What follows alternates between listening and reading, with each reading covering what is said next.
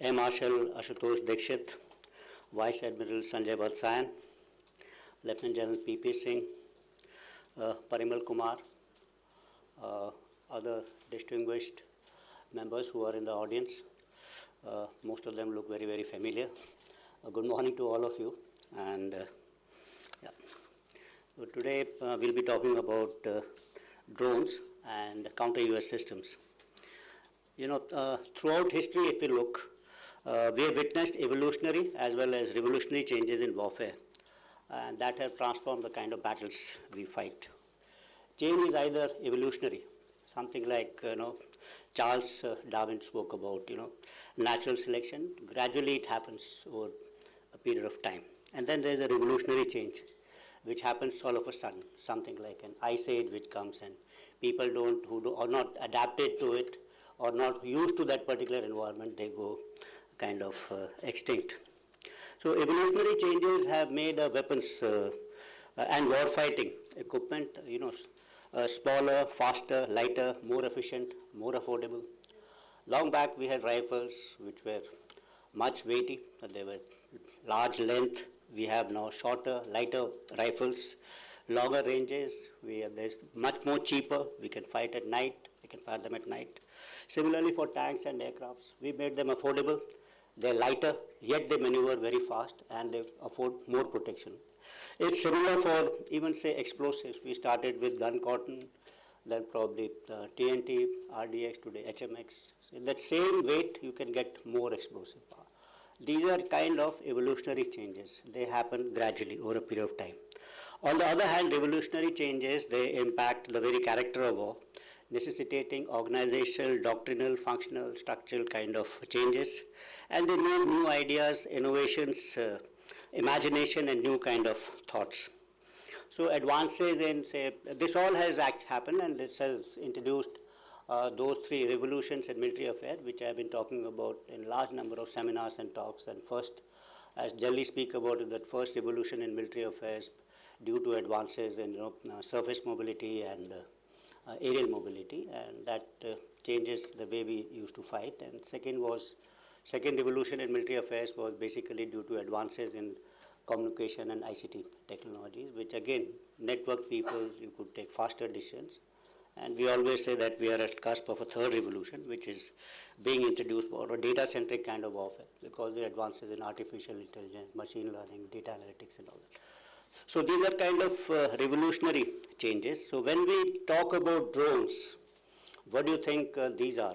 They are introducing kind of evolutionary change or a revolutionary change in warfare. I think their development is kind of evolutionary, but their employment has been very, very revolutionary as far as warfare is concerned. Initially, the development was for small applications, limited ranges, restricted payloads. As the realization of the scope of deployment, utility, and success increased, Army started using drones in a revolutionary kind of manner. And you've seen this in a number of wars which are being fought by us. Their utility grew many folds, from being simple means of transportation, photography, or videography, to becoming cost-effective force multipliers for modern warfare. Their unbridled and rampant use in modern-day conflicts proved not only their utility, but also their ubiquity. They augment manned systems and enable militaries to conduct simultaneous operations across multiple domains with fewer resources and minimal danger to human lives.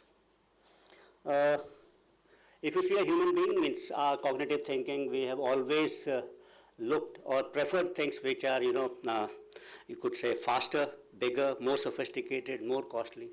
We think that these are systems which are far better. Even if you look at the motto of Olympics, which says, Citius, Elitius, Fortius, which means faster, higher, stronger. It's in our DNA, it's in our system that we think that this is better. But look at a drone, which is the antithesis of what we are thinking. It's smaller, unimaginative, very, very clumsy. Most of them, these drones are not even aerodynamic. They're cheaper, they make a lot of noise, and yet they're effective, and they're unsophisticated, inexpensive. I think this is their USP, that it is beyond the conventional thinking. It beats conventional thinking. So this, I think, is very, very important. So let's look at unarmed aerial vehicles. That includes drones from a factual and conceptual viewpoint. Factually, drones are a proven reality. We know that their widespread utility in recent conflicts demonstrate how drones can shift tactical balance disproportionately to their size or price. Factual because the government of applications of US in modern warfare is challenging traditional ideas about air superiority, ground maneuver, and force protection. Swarm tactics, autonomous and intelligent operations, MUMT, asymmetric drone warfare are making large platforms vulnerable and driving militaries to rethink the conceptual aspects of air doctrines, development of a counter US system, and adaptive rules of engagement. So in the conceptual realm, if you look, we always thought that airspace was one. It was kind of indivisible. And it's there where manned aircrafts traditionally dominated battlefield. So this used to be there till about 18 kilometers or 60,000 feet or so. But the introduction of, say, ballistic missiles, hypersonic weapons, that is cruise as well as glide, has opened up that upper space. And we always say that today airspace also includes near space. So that's one way.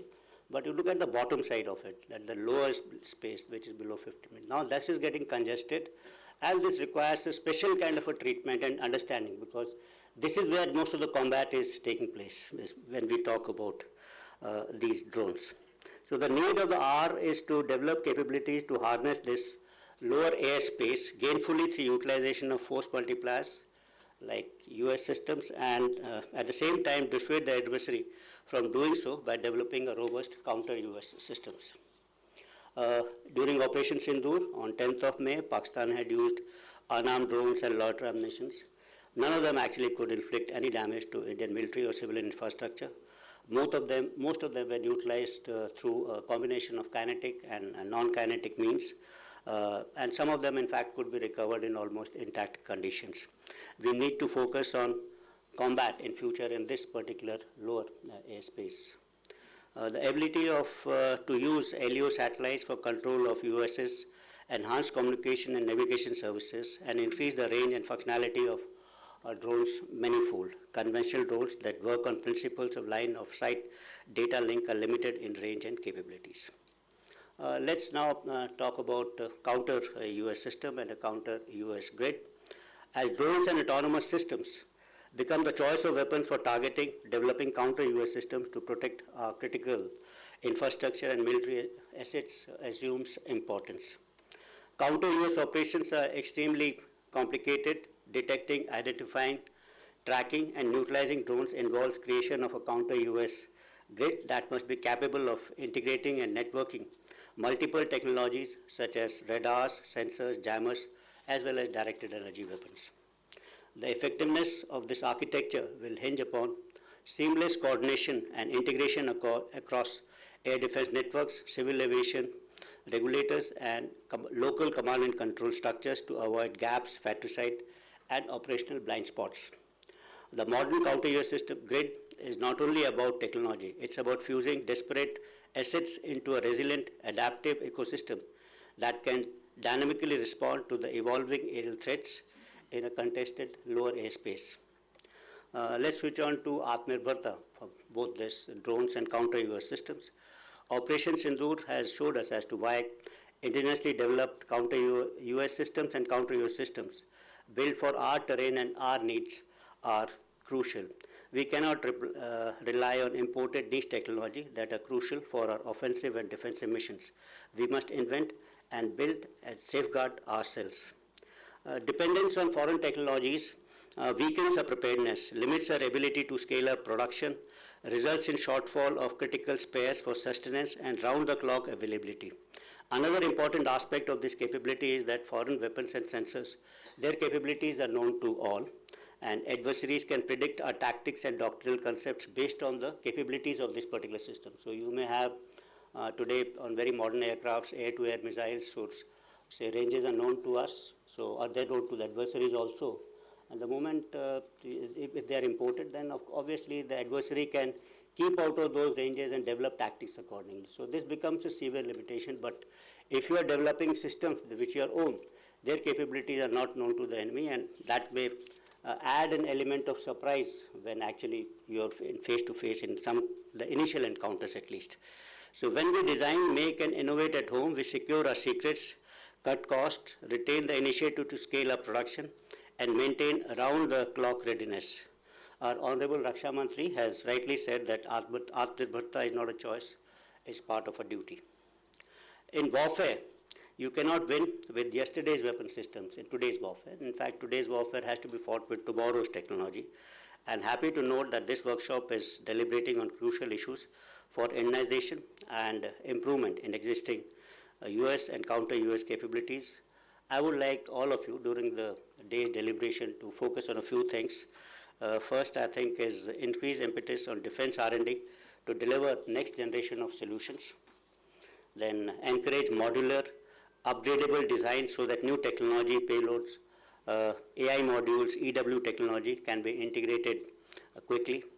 Develop standardized open architecture for plug-and-play modules for effective counter-US, both for kinetic and non-kinetic systems. Fifthly, create counter-US system testbed for startups and DRDO. Sixthly, invest in secure sovereign software stacks for UAV control and anti-jamming. Seventhly, you could focus on stealth and next generation of UAVs. And last and not the least, develop a long-term vision roadmap for swarm drones, drone carriers, MUMT, direct energy weapons, artificial intelligence-powered counter-US systems, etc. And so, towards the conclusion, I would say that this one-day workshop being organized by the Office of Scientific Advisor to CISC in collaboration with CENJOS is a much-needed steps towards evolving strategy to make India self-reliant and future-ready in counter-US and US technologies. I'm also very happy to note that the exhibition is being organized on the sidelines of this workshop to provide an opportunity to the industries to showcase their products to the users. I wish all the participant speakers, organizers, the very best for an unprecedented success for the workshop come exhibition, and look forward to a feedback to institute further and necessary improvements.